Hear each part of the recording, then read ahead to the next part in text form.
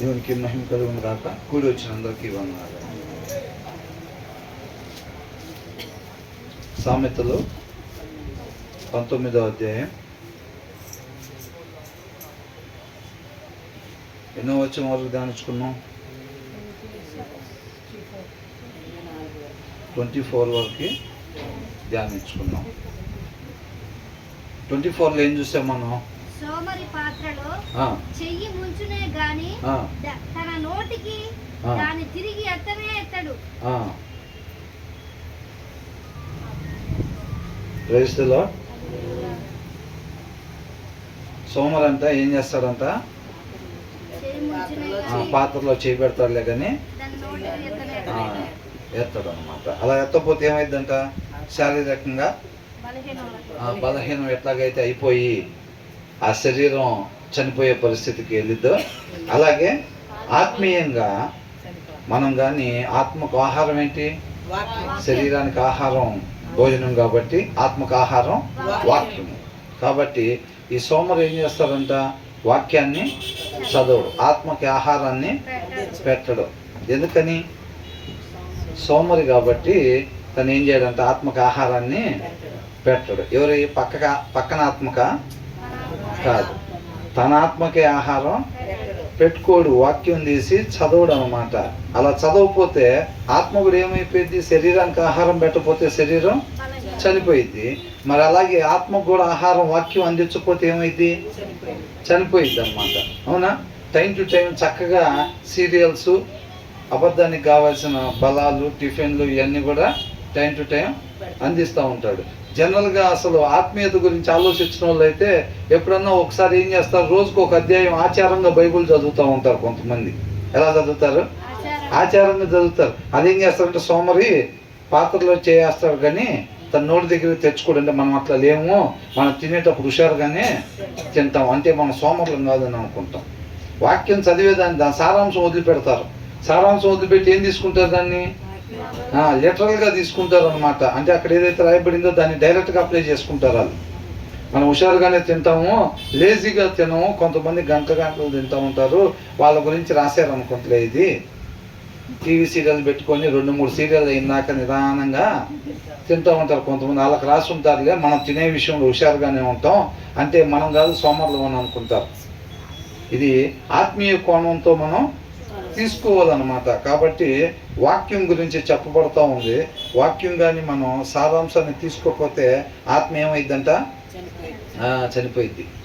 అర్థమవుతుందండి? వాక్యం అని అంటే మనం అక్షరం పరంగా తీసుకుంటే వెళ్ళిపోతా ఉన్నాం అనుకోండి. చాలామంది మీరు చూసినట్టయితే కనుక వాళ్ళ సొంత ఇష్టాన్ని నెరవేర్చుకుంటూ వెళ్ళిపోతూ ఉంటారు. వాళ్ళని అడగండి మీరు, ప్రతిరోజు నేను ఒక అధ్యాయం వాక్యం చదువుతాను అని చెప్తారు. వాళ్ళు ఏం చదువుతారంట? ఒక అధ్యాయం చదువుతారు, లేదా 2 అధ్యాయాలు 3 అధ్యాయాలు చదివే వాళ్ళు కూడా ఉంటారు.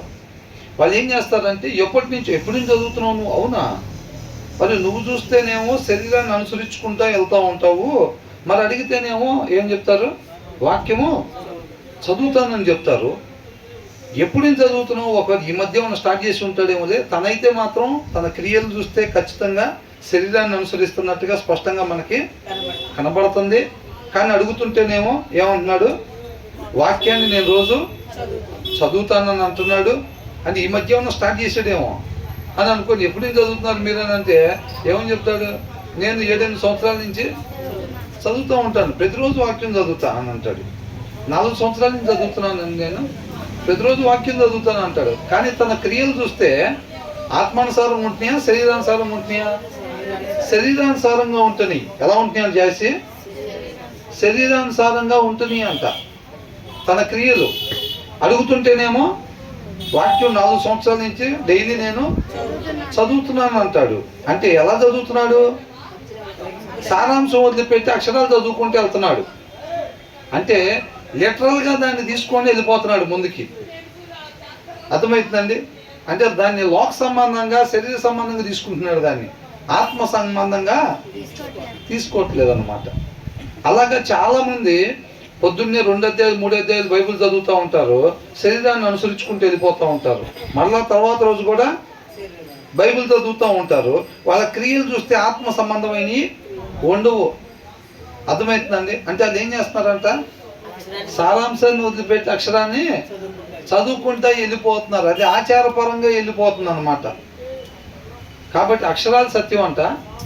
ఏంటంటే మరి వాక్య సారాంశం సత్యం అంట. ఆ సత్యం మనల్ని స్వతంత్రులను చేసిద్ది అనమాట. అంత క్లియర్గా రాశారు కదా. వాక్య సారాంశం సత్యం, ఆ సత్యం మనల్ని స్వతంత్రులను చేసిద్ది. అంటే మనం ఏం చేయాలి? వాక్య సారాంశం పట్టుకోవాలా, లేకపోతే జస్ట్ మామూలుగా అక్షరాలు పట్టుకుంటే వెళ్ళిపోతే సరిపోయిద్దా? సారాంశాన్ని పట్టుకుంటే బ్రతుకుతాం మనం. ఆ సారాంశం మనల్ని బ్రతికిచ్చిద్ది అనమాట. సారాంశం వదిలిపెట్టి అక్షరాలు చదువుకుంటూ వెళ్తున్నాం అనుకోండి, 4 సంవత్సరాలు చదివినా 7 సంవత్సరాలు చదివినా. అందుకనే కొంతమంది వాక్యం చదువుతారు వాళ్ళు చదవటానికి, కాకపోతే వాళ్ళ జీవితాల్లో మాత్రం అలా క్రియల్లో ఆత్మను అనుసరించేది కనపడదు అన్నమాట. సారాంశం వదిలిపెట్టి అక్షరాలు చదువుకుంటా వాళ్ళు వెళ్ళిపోతూ ఉంటారు. అలా చదవకూడదు. అర్థమవుతుందండి? అలా అక్షరాన్ని చదివే వాళ్ళంగా ఉండకూడదు. ప్రతి ఒక్కరు దాని సారాంశం గ్రాప్ చేసుకోవాలి.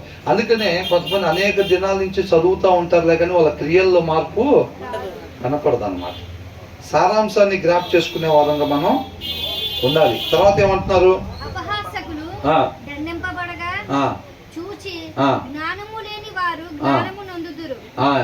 ఇంకా వివేకులు అని అంటే వాళ్ళు వాక్యం తెలిసిన వాళ్ళు. అర్థమవుతుందండి? వాక్య సారాంశం ఏం చెప్తుందో అది వాళ్ళకి తెలిసిన వాళ్ళు అనమాట. కొంతమంది ఏం చేస్తారు, వాక్యంలో అలా ఉందని తెలిసి కూడా వాళ్ళు ఏం చేస్తారంటే ఒక్కొక్కసారి ఆ బలం లేక మామూలుగా సాదాసేదాగా లోక సంబంధంగా ప్రవర్తించడం పోతారు. అలాంటప్పుడు వాళ్ళని గద్దిస్తే సరిపోయింది. వాళ్ళని ఏం శిక్షించాల్సి అంటే కొట్టాల్సిన పని లేదు. అర్థమవుతుందండి? వాళ్ళనేమి కొట్టాల్సిన పని లేదు, జస్ట్ వాళ్ళని గద్దిస్తే సరిపోయింది అనమాట. వివేకుల్ని ఏం చేయాలి? వివేకుల్ని ఏం చేయాలంట? గద్దిస్తే సరిపోయింది అంతే. మనమేమి వాళ్ళని కొట్టాల్సిన పని లేదు. వివేకుల్ని ఏమైనా ఉంది అక్కడ? ఏమైనా రాసుంది? వివేకుల్ని గురించి ఏమైనా ఉంది? గద్దించిన ఎడల. వివేకుల్ని ఏం చేయాలంట?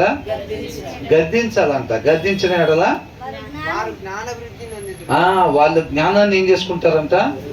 వృద్ధి చేసుకుంటారు అని అంటున్నారు వివేకులు. కానీ అపహాసకులు ఏం చేయాలంట? అపహాసకులు ఏం చేయాలంట? దండించాలి. అపహాసకులు వాళ్ళ హృదయ కఠినంగా ఉండేవారు. అర్థమవుతుందండి? వాళ్ళని ఏం చేయాలి?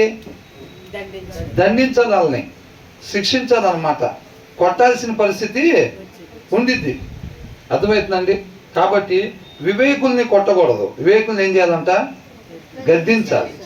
వివేకుల్ని గద్దిస్తే వాళ్ళు సరి చేసుకొని వాళ్ళ జ్ఞానాన్ని వృద్ధి చేసుకొని దాని ప్రకారంగా నడుచుకుంటారు. కానీ అపహాసకుల్ని గద్దిస్తే సరిపోదు, దండించాలి వాళ్ళని. అర్థమవుతుందండి? వాళ్ళ హృదయం కఠినత్వంగా ఉండింది, సుత్తు పెట్టి కొంచెం గట్టిగా కొట్టాలన్నమాట. కాబట్టి అలా కొట్టినప్పుడు వాళ్ళు సరి చేసుకోవటానికి అవకాశం ఉంటుంది. ఇన్ కేసు వాళ్ళు సరి చేసుకోకపోయినా ఈ మిగతా వాళ్ళ అమాయకులు ఉంటారు చూసారండి. తర్వాత ఏమనుంది? అపహాసకుల్ని దండింపబడగా చూచి జ్ఞానము లేని వారు జ్ఞానము నిందింతురు.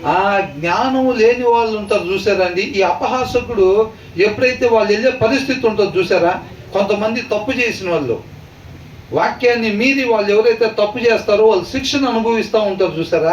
ఆ శిక్షను అనుభవించింది ఈ సాధారణ వ్యక్తులు ఎవరైతే ఉంటారో వాళ్ళు చూసి బాబోయ్ వాడు అట్లా ఉండటం వల్ల వాడికి ఆ పరిస్థితి ఎదురైంది, మనం అట్లాగా ఉండకూడదని చెప్పి వీళ్ళు జ్ఞానం నేర్చుకుంటారు అనమాట. వీళ్ళు వివేకాన్ని నేర్చుకుంటారు. ఎవరు? జ్ఞానం లేని వాళ్ళు, అమాయకులు. అపహాసకుడు ఉంటాడు చూసారా, హేళన చేసేవాడు, తిరస్కరించేవాడు, వాక్యాన్ని తిరస్కరించేవాళ్ళు ఉంటారు చూసారా, వాళ్ళకి శిక్ష పడిద్ది అనమాట. దేవుడు కూడా ఏం చేస్తాడు? సరైన మాటలతో చెప్పినప్పుడు వాళ్ళు సరైన మార్గంలో నడుచుకోకపోతే శిక్షని విధిస్తాడు అనమాట. శిక్ష విధించినప్పుడు వాళ్ళు శిక్షను ఎదుర్కొంటూ ఉంటారు. వాళ్ళ పరిస్థితిని చూసినప్పుడు ఈ జ్ఞానం లేని వాళ్ళు అమాయకులు ఏం చేస్తారంటే వాడు పరిస్థితి చూడరు ఎంత భయంకరంగా ఉందో. వాడు దేవుడికి దూరంగా ఉండటం వల్ల వాళ్ళకి అలాంటి పరిస్థితి వచ్చింది. కాబట్టి మనం ఉండకూడదు అట్లాగా. అర్థమవుతుందా? మనం అలాగా ఉండకూడదు అని చెప్పి వీళ్ళు జ్ఞానాన్ని నేర్చుకుంటారు అన్నమాట. అపహాసకుల్ని అందుకనే శిక్షించాలన్నమాట. వీళ్ళు ఉన్నారు కదా, వివేకులు ఉన్నారు కదా, వివేకులు ఏం చేయాలంట? గద్దించాలి. ఎవరిని ఎలాగా డీల్ చేయాలో జాగ్రత్తగా ఆ జ్ఞానం వివేకం ఆ తల్లిదండ్రులకు ఉందనుకోండి, వాళ్ళు దాని ప్రకారంగా పిల్లోడు ఒకవేళ వివేకి అయ్యుండి ఒకవేళ ఆత్మీయంగా కొంచెం తక్కువగా ఉంటున్నాడా, అలాంటి వాళ్ళు ఏం చేయాలి? గద్దించాలి, కొట్టకూడదు. ఒకవేళ పిల్లోడు అపహాస్యం చేసేవాడిగా తిరస్కరించేవాడిగా ఇలా ఉంటున్నాడు అనుకోండి, అప్పుడు ఏమైంది? దండించాల్సిన పరిస్థితి వచ్చింది. ఆ టైంలో దండిస్తేనే పిల్లోడు బాగుపడడానికి అవకాశం ఉంటుందాం. అందుకే నేను చూడండి, క్లాస్లో కూడా బాగా నాటీగా ఉండేవాడిని కొడతారు. అర్థమవుతుందండి? ఎవరైనా వాడి సమస్యం బట్టి కొద్దిగా అట్లా ఉండేవాడిని ఏం చేస్తారంటే గద్దిస్తారు.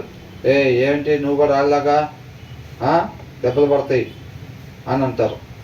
అనగానే వీళ్ళ గద్దింపుకే సెట్ అయిపోతాడు. అమ్మో పొరపాటు జరిగింది, మనం అసలు ఎప్పుడు వెళ్ళము, మనం చదువుకుంటా చక్కగా క్రమశిక్షణ కలిగి ఉంటాం, తెలియక వాళ్ళ సమాసం పట్టడం వల్ల నిజంగానే మన ప్రవర్తనలో తేడా పడింది. టీచర్ గారు గమనించి మనం చెప్పినప్పుడే సరి చేసుకోవాలి మనం, లేకపోతే వాళ్ళని కొట్టినట్టు మనం కూడా కొడతారు. ఈ మధ్యవర్తులు ఉంటారు చూసారా అండి, ఈ స్టార్టింగ్ వాళ్ళు, ఈ వివేకులు ఎవరైతే ఉంటారో గర్జించగానే వాళ్ళు సరి చేసుకుంటారు. వీళ్ళు ఉంటారు కొంతమంది జ్ఞానం లేని వాళ్ళు, వీళ్ళు బాగా నాటీగా ఉండే వాళ్ళు ఉంటారు చూసారా, వాళ్ళని అందుకనే క్లాస్లో ఒకళ్ళిద్దరిని శిక్షిస్తారు. వాళ్ళకి అవసరం ఆ శిక్షణ, వాళ్ళకి ఆ శిక్ష వాళ్ళకి అవసరం. వాళ్ళని శిక్షించగానే మిగతా బ్యాచ్ ఉంటారు చూసారా అండి, జ్ఞానం లేని వాళ్ళు బాబోయ్ వాడిని మౌలు కొట్టలేదయ్యా, వాడిని అయితే మాత్రం అరికాలు కోటింగ్ ఇచ్చారు వాడికంటారు, మోకాలు వేపించి కొడతారు ఒక్కొక్కసారి. అవునా? ఫస్ట్ రోజు హోంవర్క్ చేసుకురాకపోతే కాదు, వాడికి అట్లాగే రిపీట్ చేస్తున్నాడు అనుకోండి, వాడిని గద్దిస్తారు. వినకపోతే తర్వాత కొంచెం గట్టిగా చెప్తారు, అయినా వినకపోతే ఒకరోజుకి బెత్తం తీసుకుంటారు. అవునా? ఆ బెత్తం తీసుకుని వాడికి కోటింగ్ ఇచ్చినప్పుడు ఈ మధ్యవర్తిత్వం ఉంటారు చూసారా, కొద్ది జ్ఞానం లేకుండా వాళ్ళు ఏం చేస్తారు, వాడిని మామూలు కొట్టలేదు నాయన, రేపు నుంచి మనం రాసుకురావాలి, ఎవడైతే రాసుకురావాలో రేపు నుంచి వాడికి ఈ పరిస్థితి పట్టిద్దనగానే ఈ మధ్యవర్తులు అందరూ కూడా నేర్చుకుని వచ్చి నీట్గా రాసుకుని వచ్చేస్తారు. వీళ్ళు జ్ఞానం నేర్చుకుంటారు అనమాట. ఈ వివేకులకి ఏం చేయాలి, వీళ్ళు కొద్దిగా అప్పుడప్పుడే చెడిపోయే పరిస్థితి ఉందనుకోండి, వాడిని గద్దించాలి. నీకు కూడా దెబ్బలు పడతాయి గట్టిగా, ఏమైంది నువ్వు కూడా అట్లా ప్రవర్తిస్తున్నావు అని అంటారు. అట్లా కాబట్టి అవతల ఉన్న పరిస్థితిని బట్టి మనం యువతల శిక్ష విధించాలన్నమాట. గద్దించాల్సిన ప్లేస్లో గద్దించాలి, శిక్షించాల్సిన ప్లేస్లో శిక్షించాలన్నమాట. మనకు అది తెలియాలంటే ఫస్ట్ ఆ తల్లిదండ్రులు ఆ వివేకం ఆ జ్ఞానం ఉండాలి. ఉండలేదనుకోండి ప్రతి దానికి చిన్న బెల్ట్ అందుకో అంటారు. ఏదన్నా గద్దించాల్సిన ప్లేస్లో కూడా ఏమైతే బెల్ట్ అందుకో అని అంటాడు. బెల్ట్ తీసుకుని కొట్టంగానే పిల్లోడికి కాపం వచ్చేసి అవసరమైన దానికన్నా ఎక్కువ శిక్షిస్తే ఇప్పుడు ఏమైనా తెలియదు కదా, ఇలా హృదయంలో వాక్యం లేకపోతే ఏం చేస్తారు, శిక్షించాల్సిన దానికన్నా ఎక్కువగా పిల్లలకు కోపం రేపకూడదని కూడా రాస్తుందిగా. మరి అది మన అధికారం కదా, మన తల్లిదండ్రులం కాబట్టి మనం కొట్టడానికి హక్కు ఉంది అని చెప్పి పోలీసు కానీ దొంగను కొట్టినట్టుగా తిరగబడతాకి లేదు కాబట్టి అవకాశం, అట్లా ఎట్టబడితే మనం అట్లా హ్యాండిల్ చేయడానికి లేదు.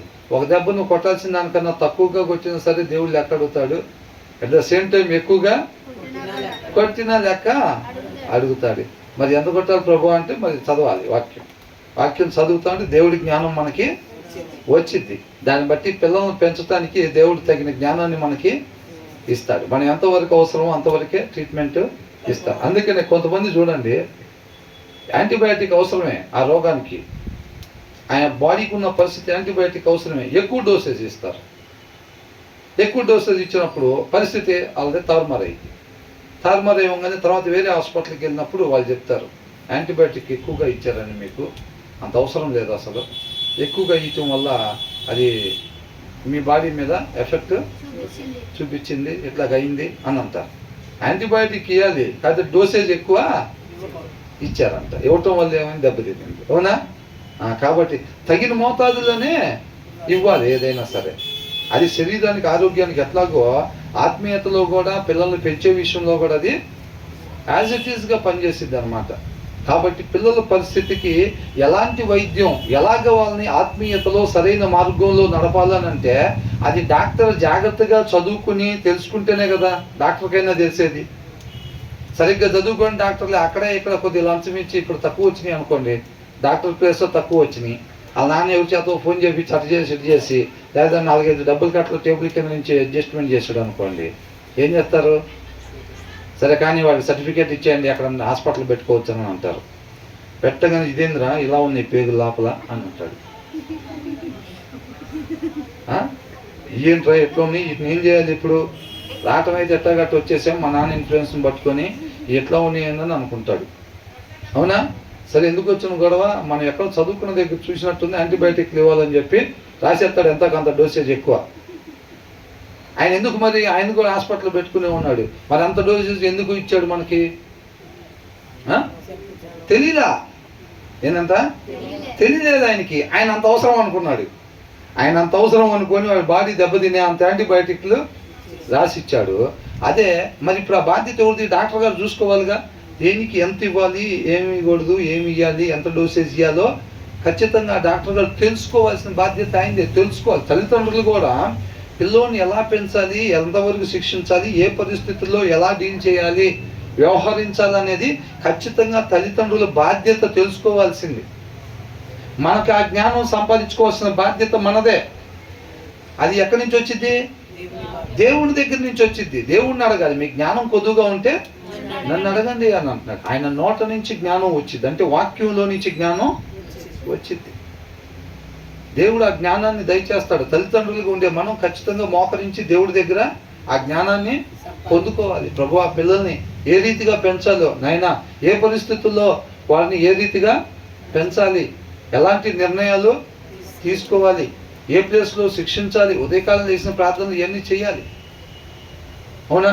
ఏ టైంలో వాళ్ళని శిక్షించాలి, ఏ టైంలో గద్దించాలి, ప్రభు ఏ టైంలో వాళ్ళతో చక్కగా పండుకునేటప్పుడు, నడిచేటప్పుడు, కూర్చునేటప్పుడు దేవుని కూర్చున్న మాటలు చెప్పాలి. ఏమేమి మాటలు చెప్పాలి, ప్రభు ఎంత కూడా జాగ్రత్తగా పిల్లల్ని పెంచే జ్ఞానాన్ని దయచేయమని చెప్పి అడగాలి. తల్లిదండ్రులు అక్కడి నుంచి పొందుకోవటం, పిల్లల దగ్గర వ్యవహరించటం. యేసయ్య ఏం చేసేవాడు? పిల్లల కాడ అరణ్యంలోకి వెళ్ళేవాడు, తండ్రి దగ్గర నుంచి తెచ్చుకునేవాడు ఆ మాటలు, ఆ శక్తి, ఆ బలం, ఇదంతా కూడా ఆ నడిపింపు అక్కడి నుంచి తెచ్చుకునేవాడు. వెళ్ళి జనాల దగ్గర అక్కడ నడిచేవాడు ఆ రీతిగా. అవునా? మనం కూడా ఏం చేయాలి? ఇంకా పొద్దున్న పిల్లలు ఎగవాలి, ఇంకా స్కూల్కి రెడీ అవ్వాలి, ప్రార్థన చేసుకోండి, ఇంక లేచి బయలుదేరండి అని అంటాం కదా. దానికన్నా ముందే మనం ఏం చేయాలి? అక్కడి నుంచి ఆ జ్ఞానాన్ని పొందుకోవాలి. ప్రభువా పిల్లల్ని ఎలా పెంచాలో, ఈ దినం ఎలా నడిపించాలో అని ప్రతిరోజు కూడా చక్కగా ఆ జ్ఞానాన్ని తెచ్చుకొని దాని ప్రకారంగా పిల్లల్ని పెంచేవారంగా ఉండాలి. వీళ్ళకి కూడా తల్లిదండ్రులకు ఒక ధైర్యం ఉంటుంది. ఏంటో ధైర్యం? కీర్తనలో 11లో దావీదుకుండే ధైర్యమే ఉంటుంది వీళ్ళకి. ఏమని? నా ఆలోచన బట్టి నేనేం పిల్లల్ని పెంచట్లేదు కదా.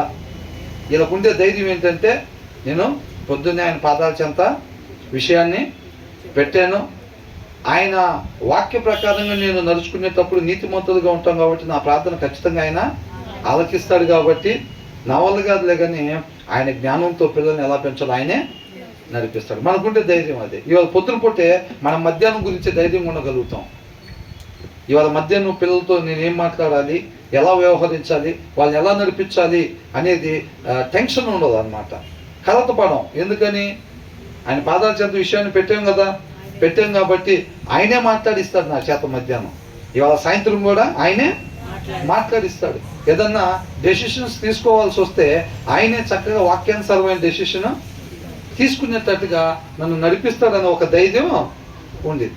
అలా కాకుండా మామూలుగా ఉన్నాం అనుకోండి, అసలు ఏం చేయాలో ఏమో, ఏదన్నా సమస్య వచ్చిందనుకోండి, అసలు ఏం చేయాలో బాబు ఇప్పుడు అనుకుంటాం. మన సొంత జ్ఞానంతో కలవలు పడుతూ ఉంటాం అన్నమాట.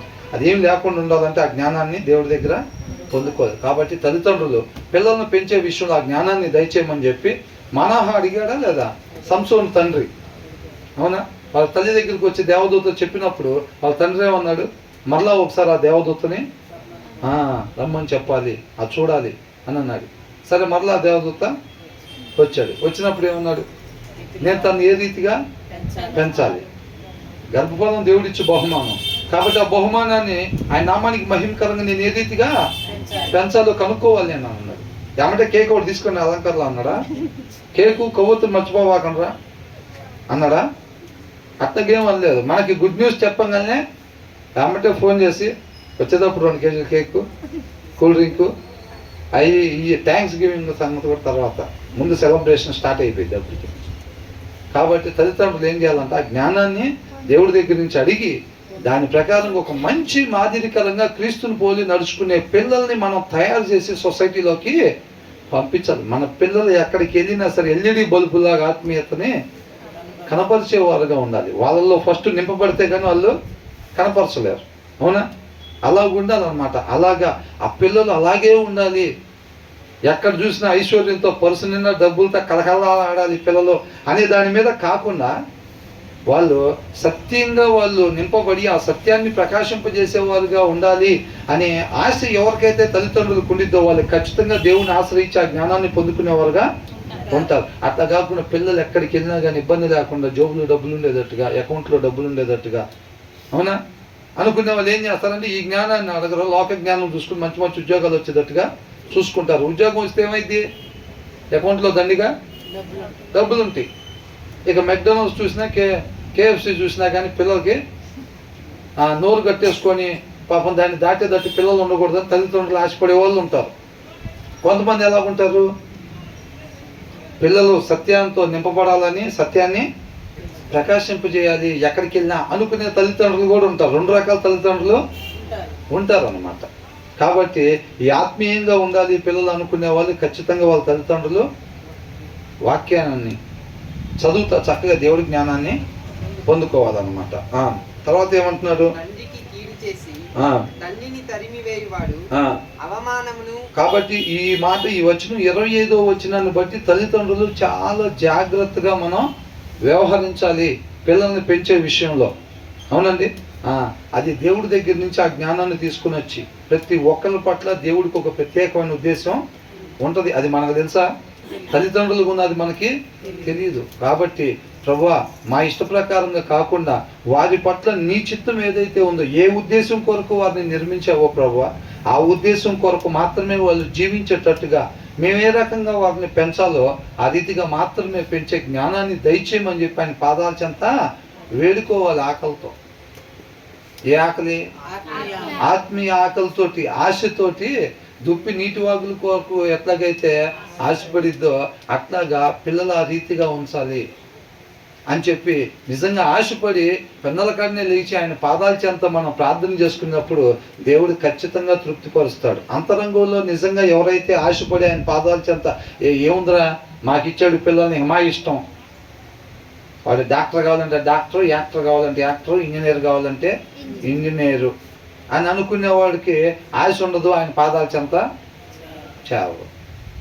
అలా కాకుండా బాధ్యత మర్చిపోకుండా ఉండేవాళ్ళు కంపల్సరీగా ఆయన ఆశ్రయించి ఆ జ్ఞానాన్ని పొందుకొని దాని ప్రకారంగానే పిల్లల్ని అనుదినం పెంచేవారుగా ఉంటారు. ఆ భయం వణుకు మనలో ఉండాలన్నమాట. 26వ వచనంలో ఏమంటున్నారు? తండ్రికి కీడు చేసి తల్లిని తరిమి వేయవాడు అవమానమును అపకీర్తిని కలుగజేయవాడు.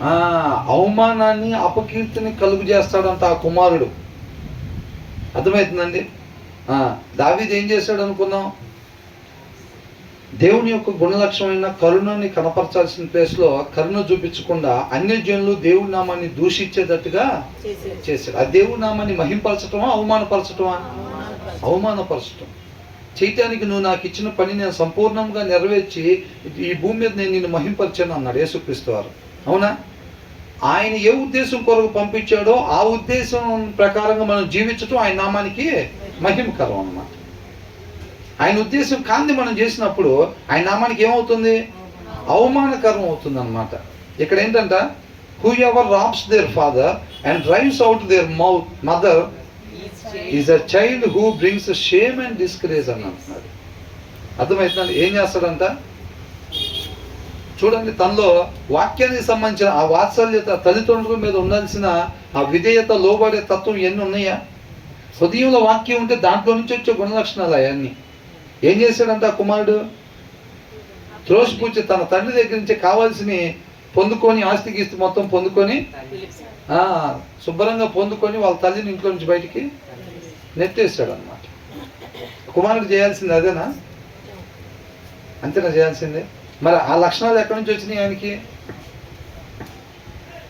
వాక్యం లేకపోవటం వల్ల, తన హృదయంలో వాక్యం లేకపోవటం వల్ల ఉండకూడని రీతిగా ఆ కుమారుడు ఉన్నాడు అనమాట. ఇప్పుడు దీన్ని ఆత్మీయంగా మనం కూడా ఎట్లాగా ఉండాల్సిన రీతిగా మనం ఉంటా చక్కగా దేవుడి నామాన్ని మహింపరిచేవారుగా. ఈ కుమారుడు ఏం చేస్తాడంట, తల్లిదండ్రులకు ఏం తీసుకొస్తాడు? అవమానాన్ని అపకీర్తిని కలుగు చేస్తాడు. మనం ఎప్పుడైతే వాక్యానుసారంగా జీవిస్తూ ఉంటామో, మనం చదువుకున్నాం కదా, ఎప్పుడైతే పిల్లలు వాక్యానుసారంగా ఉంటున్నారో, ఉండాల్సిన రీతిగా ఉంటున్నారో, ఆ విషయం విన్నప్పుడు అంట తల్లిదండ్రులకు ఎంతో ఆనందం, ఎంతో సంతోషం ఉంటుందంట.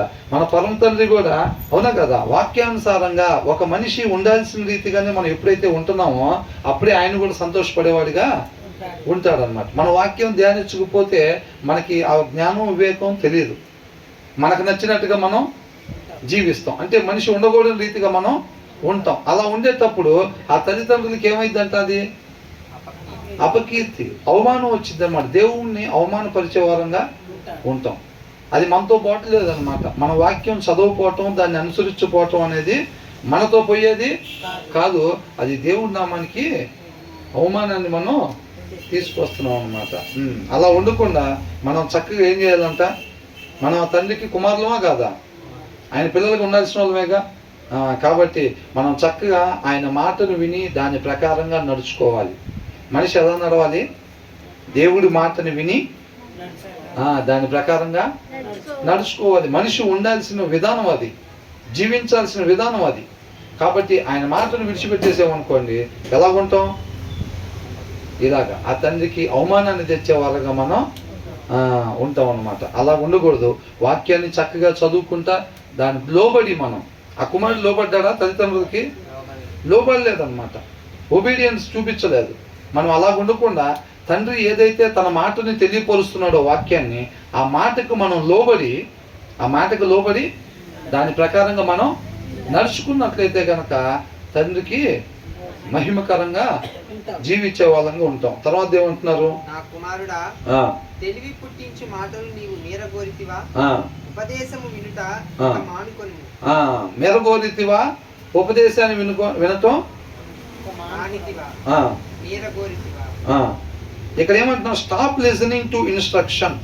ఒకవేళ మనం వాక్యము కానీ చదవటం లేదా వినటం మనం ఆపేసినట్లయితే కనుక, my son and you will stray from the words of knowledge అని అంటున్నాడు.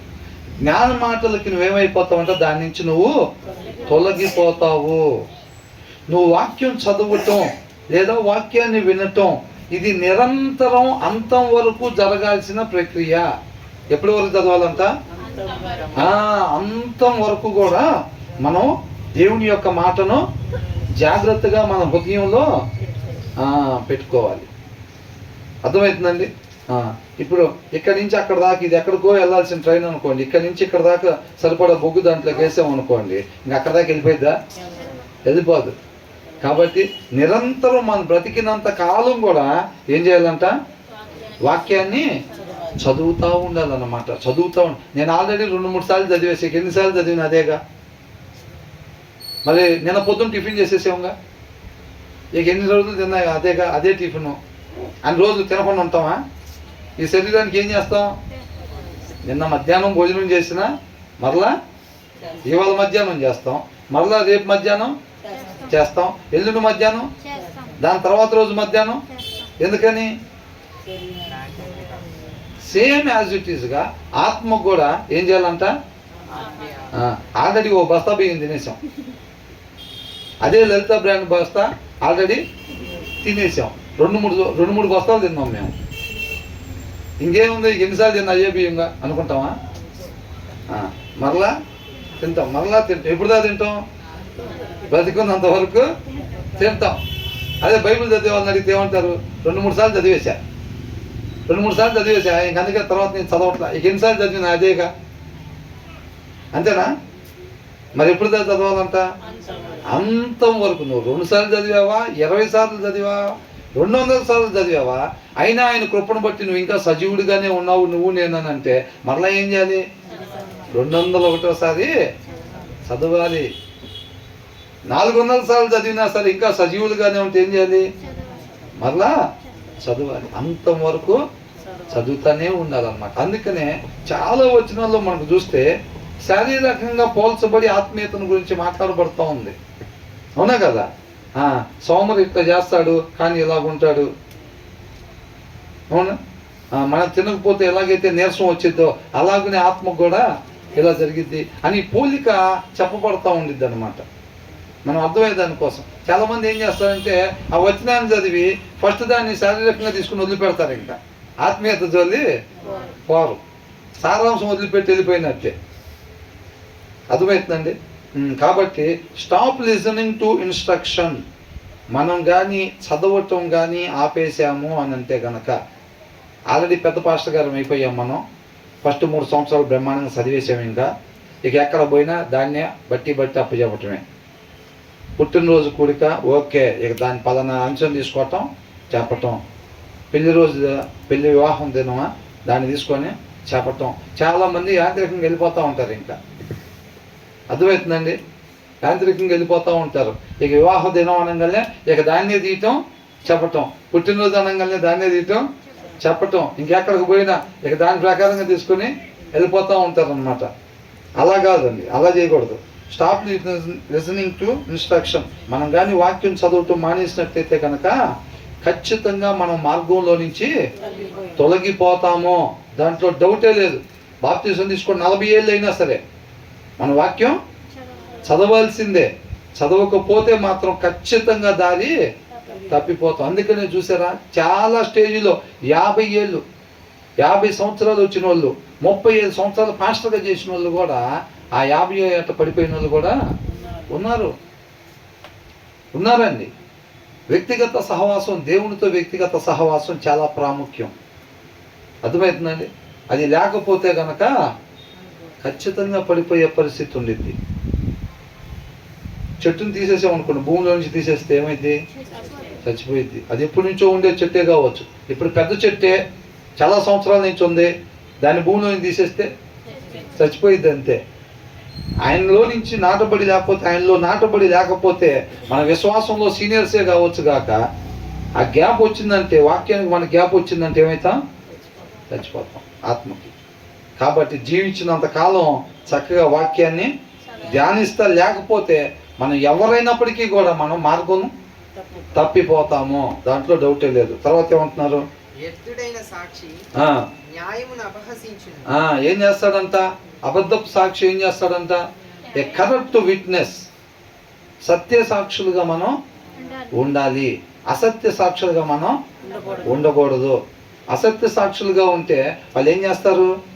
న్యాయాన్ని తప్పిస్తారు అన్నమాట.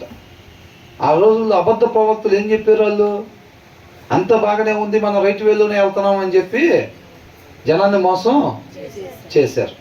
అవునా కదా? కాబట్టి ఇక్కడ అబద్ధపు సాక్షి ఏం చేస్తాడంట? మోక్సెట్ జస్టిస్ అని అంటున్నాడు. వెక్కిరిస్తాడు, తిరస్కరిస్తాడు. అర్థమవుతుందండి? దాన్ని చెడిపివేస్తాడు అని రాస్తుంది అనమాట. లంచాలు తీసుకునేవాడు కరప్ట్. లంచాలు తీసుకునేవాడు ఏం చేస్తాడంట? న్యాయపు మార్గాన్ని చెడిపివేస్తాడు అని చెప్పి రాస్తుంది అనమాట. ఎందుకని అట్లా ఉన్నాడు ఈయన? అసత్య సాక్షిగా ఎందుకున్నాడు? హృదయంలో వాక్యం లేదు. దేవునిలో నుంచి వచ్చేది సత్యం. అసత్యం వచ్చిందంటే అక్కడ వాక్యం లేదు, వాక్యమైన దేవుడు లేడు. ఉంటే అది రాదు బయటికి, సత్యం బయటకు వచ్చింది, అంతేనా కదా? కాబట్టి corrupt witness mocks at justice. తర్వాత ఏమంటున్నారు? And the mouth of the wicked gulps down evil అని అంటున్నాడు. Gulps down the evil. కాబట్టి ఈ వాక్యము చదవని వాళ్ళు ఉంటారు చూసారండి, అది ఆత్మకు నాశనం చేసేదాన్ని తీసుకుంటూ ఉంటారు అనమాట. మనం ఏం చేస్తామంటే వాక్యాన్ని చదువుతూ ఉంటాం, దాని సారాంశాన్ని భుజిస్తూ ఉంటాం అనమాట. మనం నన్ను తినేవాడు ఎప్పుడు ఆకలి కొనడు అని అంటున్నాడు. మన వాక్యం చదవటం అంటే ఏం చేస్తూ ఉంటాం? దాన్ని ఆత్మక ఆహారాన్ని భోజనంగా పెడతా ఉంటాం అనమాట. ఇప్పుడు ఎవరైతే and the mouth A correct witness అని ఉంటాడు చూసారండి, అసత్య సాక్షి, వాళ్ళ దగ్గర సత్యం ఉండదు. వీళ్ళు ఏం చేస్తారంటే and the mouth of the wicked అంటే హృదయంలో వాక్యం లేనివాడు ఏం చేస్తాడంటే తన శరీరాన్ని అనుసరించడానికి కావాల్సింది ఉంటారు చూసారండి, దాన్ని భుజిస్తూ ఉంటారనమాట. ఈ నీతి మంత్రులు ఏం చేస్తాడు? ఎవరన్నా పిచ్చి మాటలు చెప్పుకుంటా ఉంటే అక్కడే కూర్చొని వింటా ఉంటాడా? ఆయన అక్కడ ఉండడు, ఉండబుద్ధి అవ్వదు అసలు ఆయనకి.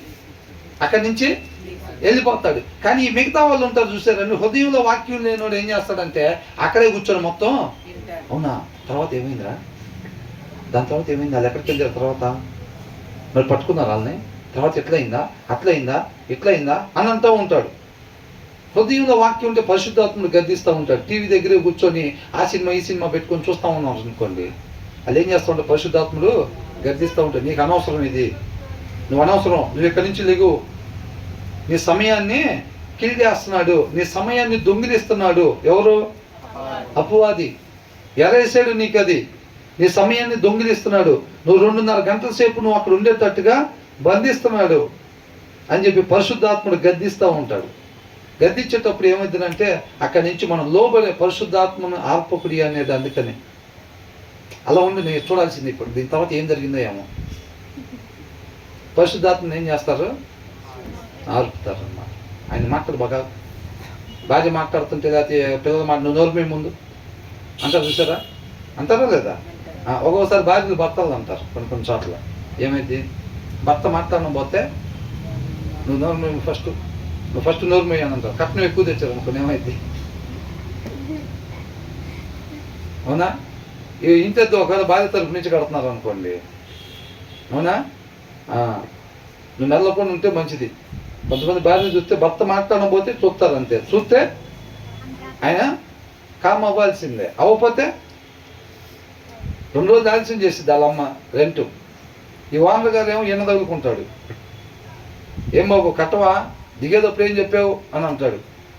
ఇలా భార్య ఒక 2 రోజులు ఆగి మమ్మీ కొద్దిగా ఈయనకి ఎక్స్ట్రా ఎక్కువైనా అనగానే ఏమైంది, వాళ్ళ అమ్మ రెంట్ ఏంటి ఆపిద్ది. ఎమ్మంటే ఓనర్ గారు ఈయన పట్టుకుంటాడు, వెళ్ళేటప్పుడు వచ్చేటప్పుడు డ్యూటీకి, కడతావా సామాన్ బయట ఏమంటావు అది ఇది అని అంటాడు. ఇంకేమంటే చిన్నగా ఏమంటాడు, కొద్దిగా మాట్లాడుతున్నా తగ్గించి, కొద్దిగా మీ అమ్మని మాట్లాడు ఎట్టగట్ట, ఆయన వెళ్ళేటప్పుడు వచ్చేటప్పుడు మెట్ల మీద పట్టుకుని అడుగుతున్నాడు. అది అత్త కాదు, మొన్నేది మరి ఆయన ఎవరో ఒక ఆయన వస్తే నేను మాట్లాడుతున్నా కదా ఒక పక్కన, నువ్వేదో నువ్వేం చేయలేనప్పుడు ఎందుకు మరి మెల్లకుండా ఉండక, చేయగలిగిందని నేను మాట్లాడుతున్నాగా అనేది ఉంటుంది. అంటే ఏంటి అది, నోరు మూపీయటం, అవునా? కాబట్టి మనకేంటంటే ఆ టైం కిల్ చేసేస్తూ ఉంటాడు అనమాట, దొంగిలిస్తాడు, మన సమయాన్ని దొంగిలిస్తూ ఉంటాడు. కాబట్టి వీళ్ళు ఏం చేస్తారంటే అక్కడ కూర్చొని చక్కగా ఆ సినిమాకి సంబంధించింది, ఆ సీరియల్ సంబంధించింది, వీళ్ళు ఇప్పుడు సీరియల్ చూస్తూ ఉన్నాం అనుకోండి, ఏం జరిగిద్ది అనుకుంటున్నారు, మన మార్గం తప్పిపోయేటట్టుగా నిత్య నరకాగ్ని పోయేటట్టుగా దాన్ని చూస్తున్నాము అంటే దాన్ని భుజిస్తూ ఉంటాం అన్నమాట. మనం వాక్యం చదువుతూ ఉంటే సత్యాన్ని మనం ఇప్పుడు ఒక్కొక్క ముద్ద చేసుకొని అన్నం ముద్ద చేసుకొని తింటాం చూసారా, వాక్యం చదివేటప్పుడు దాన్ని మనం ముద్దలుగా చేసుకొని తింటున్నట్టు అంటే మింగుతూ ఉంటాం అన్నమాట గొంతులో, అవునా? ఇట్లా నోట్లో అన్నం పెట్టుకుని ఏం చేస్తామండి, అట్లాగే ఉంటాం, ఇంకా దాన్ని ఏం చేస్తాం, మింగుతాం. అది తినే ప్రాసెస్ అది, అవునా? వాక్యం అనేది సత్యం కాబట్టి అది మనం బ్రతికిచ్చిద్ది. ఆత్మకు ఆహారం పెట్టటువంటి వాక్యం చదివేటప్పుడు దాన్ని కూడా మనం తీసుకొని మింగుతున్నట్టు అన్నమాట, మింగుతున్నట్టు. ఈ వాక్యం చదవని వాళ్ళు ఉంటారు చూసారా, వాళ్ళు సీరియల్ కాడ అంటే ఈ వ్యర్థమైన దాన్ని మింగుతూ ఉంటారు. వాళ్ళు ఏం చేస్తారంట, వ్యర్థమైన దాన్ని మింగుతూ ఉంటారు. ఆర్యలు ముచ్చట్లు చెబుతుంటే హృదయంలో వాక్యం, అవునా ఏమైంది రాడు, అదే సరే నాకు వెళ్తాను, ఆ సెంటర్కి వెళ్ళి చెప్పుకుందాం పని అంటే ఈడ వెనకాల పడి ఆ సెంటర్కి వెళ్తాడు, తర్వాత ఏమైందో తెలుసుకోవాలని. అవి పనికొచ్చేమో పనికిరానియా, పనికిరాని ఇలా పనికిరాని మింగుతూ ఉంటాడు అనమాట.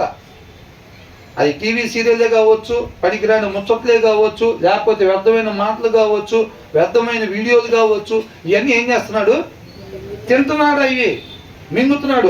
అదే రాస్తుంది ఇక్కడ, a corrupt witness mocks at justice and the mouth of the wicked అని అంటున్నాడు. And the mouth of the wicked అంటే హృదయంలో వాక్యం లేని వాడు నోరంట గల్ప్స్ డౌన్ ఈవిల్ అని అంటుంది. అని అంటే ఏం చేస్తుంది, మింగుతున్నాడు అనమాట, అవి జుర్రుకుంటున్నాడు, తెలుగులో రాస్తుంది, అవునా?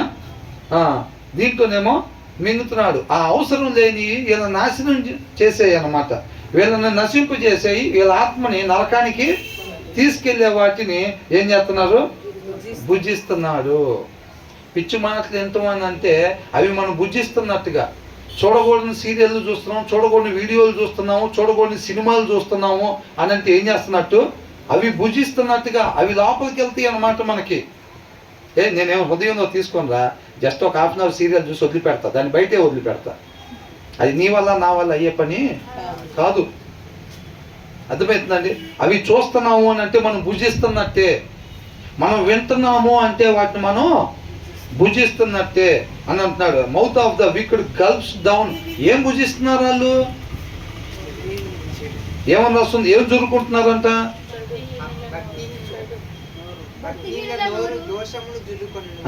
దోషాన్ని జుర్రుకుంటున్నాయి అంట. జుర్రుకుంటున్నారు వాళ్ళు. ఏం జుర్రుకుంటున్నారు? దోషాన్ని జుర్రుకుంటున్నారు. సత్యాన్ని జుర్రుకోవాలి. నీతిమంతుడు ఏం తింటాడు? వాక్య సారాంశం సత్యం. ఆ సారాంశాన్ని తింటూ ఉంటాడు నీతిమంతుడు. ఆత్మక ఆహారంగా ఏం పెడతాడు? వాక్య సారాంశాన్ని పెడతా ఉంటాడు. వీళ్ళు హృదయంలో వాక్యం లేని వాళ్ళు వీళ్ళు ఏం పెడతారంట? మూర్ఖులు, అవివేకులు, జ్ఞానం లేని వాళ్ళు ఏం చేస్తారు? దోషాన్ని భుజిస్తూ ఉంటారు, కీడుని భుజిస్తారని అంట. కీడుని భుజిస్తే ఏమైంది? అంతేగా మరి. ఇప్పుడు వాక్య సారాంశాన్ని భుజించారనుకోండి, వీళ్ళు నోరు తీసి మాట్లాడినప్పుడు ఆ సత్యమే వీళ్ళు మాట్లాడతారు. చూసేది వాక్యానుసారంగా ఉండిద్ది, ప్రవర్తన వాక్యానుసారంగా ఉండిద్ది. వీళ్ళు దోషాన్ని, అవునా, అసత్యాన్ని వీళ్ళు భుజిస్తున్నారు అన్నమాట. వీళ్ళు భుజించినప్పుడు వీళ్ళు చూపేలా ఉంటుంది? తేడాగా ఉండిద్ది. ప్రవర్తన తేడాగా ఉండిద్ది. మాటలు తేడాగా ఉంటుంది. ఎందుకని? వీళ్ళు భుజించింది అదే. నువ్వు కంటితో దేన్ని చూస్తావో నీ హృదయం అదే మాట్లాడేది, దాన్నే కోరుకునిద్దాను ఉంది. అర్థమవుతుందండి? కాబట్టి అందుకనే జస్ట్ కొద్దిసేపు టైంపాస్గా చూస్తున్నా. ఇది ఇందాక బైబుల్ చదివా, ఇప్పుడు ఏం చేస్తానంట? టైంపాస్గా సినిమా చూస్తున్నా, టైంపాస్గా సీరియల్ చూస్తున్నా అని అనకూడదు. అర్థమవుతుందండి? కాబట్టి మనం టైంపాస్ కాదండి, మనం చూడకూడదు, వినకూడని ఈ పనికిరాని ముచ్చట్లు, దీంట్లో జ్ఞానం లేదు అని అనుకున్నప్పుడు వాటి దగ్గర మనం ఉండకూడదు అన్నమాట. అర్థమవుతుందండి? కాబట్టి దాని ప్రకారంగా ఉండాలి మనం. అబద్ధ సాక్షులు ఏం చేస్తారంట? న్యాయాన్ని తిరస్కరించేవారుగా ఉంటారు. కాబట్టి వాళ్ళు ఏం చేస్తారు? కీడును వాళ్ళు భుజించేవారుగా ఉంటారు అన్నారు. హృదయంలో వాక్యం లేకపోతే, ఖాళీగా హృదయం ఉంటే ఏమొస్తాయంట? హృదయం ఖాళీగా ఉండటం చూసి దురాత్మలో జరబడుతాయి అన్నమాట. కాబట్టి ఎప్పుడు ఖాళీగా పెట్టుకోకూడదు. హృదయాన్ని దేంతో నింపాలి? వాక్యంతో నింపాలి. తర్వాత ఏమనుంది లాస్ట్ది? అపహాసకులకు తీర్పులను, బుద్ధిహీనుల వీపులకు దెబ్బలను నియమింపబడినవి. చూసారండి? అందుకని అంటున్నారు ధర్మశాస్త్రం ఎవరి కోసం నిర్మించబడింది అని అంటే, నియమించబడింది అంటే కూడా రాశారు ఒక దగ్గర చక్కగా. అబద్ధికుల కోసం, అసత్య సాక్షుల కోసం, ఇప్పుడు వీళ్ళందరూ ఉంటారు చూసారా, వాక్యాన్ని తిరస్కరించే వాళ్ళ కోసం, వీళ్ళందరి కోసం అన్నమాట. చేయకూడని చేస్తే వాళ్ళకి ఏ తీర్పు రావాలి, వాళ్ళ కోసం రాయించబడింది అదంతా. అబద్ధాలు ఆడినోడికి అబద్ధాలు ఆడితే ఏమైద్దో, ఏం పని దాంతో?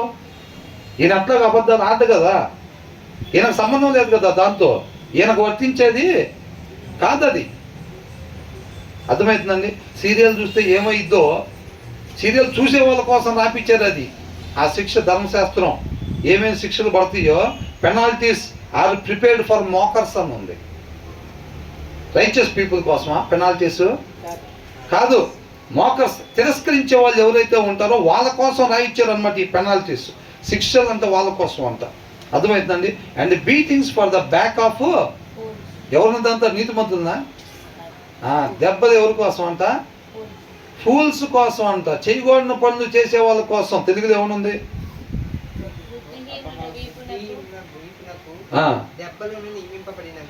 దెబ్బలు అంట ఎవరి కోసం నియమింపబడి? బుద్ధిహీనులు వీపు మీద వేయటం కోసం అంట దెబ్బలు నియమింపబడి. నీతిమంతుల కోసమా? కాదు. నరకం కూడా ఎవరి కోసం నియమింపబడింది చెప్పండి? అపవాది కోసం నరకం సృష్టించారని రాస్తుంది. ఏంటంట? నరకం దేనికి సృష్టించారు? అపవాది కోసం నరకం సృష్టించబడిందంట. ఎవరైతే ఆయనలాగా జీవిస్తూ ఉంటారో, ఆయన క్రియలు చేస్తా జీవిస్తారో వాళ్ళను కూడా అపవాదితో పాటు నరకంలో వేస్తారు అని ఉంది. అర్థమవుతుందండి? దెబ్బలు ఎవరి కోసం అంట? బుద్ధిహీనుల కోసం నియమింపబడి. ఒకవేళ నేను బుద్ధిహీనంగా కానీ ప్రవర్తించామనుకోండి, అవి ఎవరికి వర్తిస్తాయి? మనకు వర్తిస్తాయి అవి. అప్పుడు అర్థమవుతుందండి? అది అని అంటారు. సత్య ప్రకారం ఉండే వాళ్ళకి దాంతో సంబంధం లేదు. అసత్యంగా ఉండే వాళ్ళ కోసమే అవన్నీ కూడా ఉన్నయి అని అంటున్నాడు. Penalties are made for mockers and beatings for the back of ఫూల్స్ని సరైన మార్గంలోకి తీసుకురావాలంటే ఇందాకేమనుకున్నాం, అపహాసకుల్ని ఇందాక వచ్చిన చదువుకున్నాం కదా. భక్తిహీనుల నోరు దోషము కాదు 25 దండింపగా అపహాసకును దండింపగా. అపహాసకులు ఏం చేస్తారంట? దండిస్తారు అన్నమాట. అర్థమవుతుందండి. వివేకులు ఏం చేస్తారు? గద్దిస్తారు. గద్దిస్తగా వాళ్ళు సరి చేసుకుంటారు. కాబట్టి మనం అలా దెబ్బలు కొట్టించుకునే వాళ్ళంగా మనం అపహాసకులుగా ఎప్పుడు ఉండకూడదు. అపహాసకులుగా ఉండకూడదు అని అంటే, అపహాసకులుగా ఉండటం ఎక్కడి నుంచి వచ్చింది? అది అసలు వాక్యం లేని హృదయంలో నుంచి వచ్చింది అనమాట. కాబట్టి ఆ పెనాల్టీస్ మనం పే చేసుకునే వాళ్ళంగా మనం ఉండకూడదు. నీతిమంతులుగా మనం ఎప్పుడు ఉండాలి. నీతిమంతుల నివాసాన్ని ఆయన వర్ధిల్లింపు చేస్తాడంట. అందరు గుడారాలు, అందరు గృహాలు కాదు ఆయన వర్ధిల్లు చేసేది. ఎవరి అంట? నీతిమంతుల గృహాలు ఆయన వర్ధిల్లేటట్టుగా చేస్తాడు. ఈ గృహాన్ని ఆయన వర్ధిల్లు చేస్తాడని చెప్పి మనం తెచ్చుకుందాం అనుకోండి ఆశీర్వాదం, ఇంట్లో పెట్టుకొని పొద్దున్న నిద్రలో ఉన్నాను దాన్ని చూస్తూ ఉంటే అయిపోయిద్దా? నీతిమంతుడుగా ఉంటేనే మన గృహాన్ని ఆయన వర్ధిల్లేటట్టుగా చేస్తాడు. దేవుడి కృపను బట్టి ఈ 19వ అధ్యాయం అయిపోయింది. కాబట్టి మనం చక్కగా అపహాసకుల్లాగా మనం ఉండకూడదు. ఏ రీతికి ఉండమన్నాడు ఆ రీతికి మాత్రమే మనం ఉండేవారంగా ఉండాలి. దేవుడి నామాన్ని మహింపరిచే వారంగా ఉండాలి. దేవుడికి మహింపడుతుందా.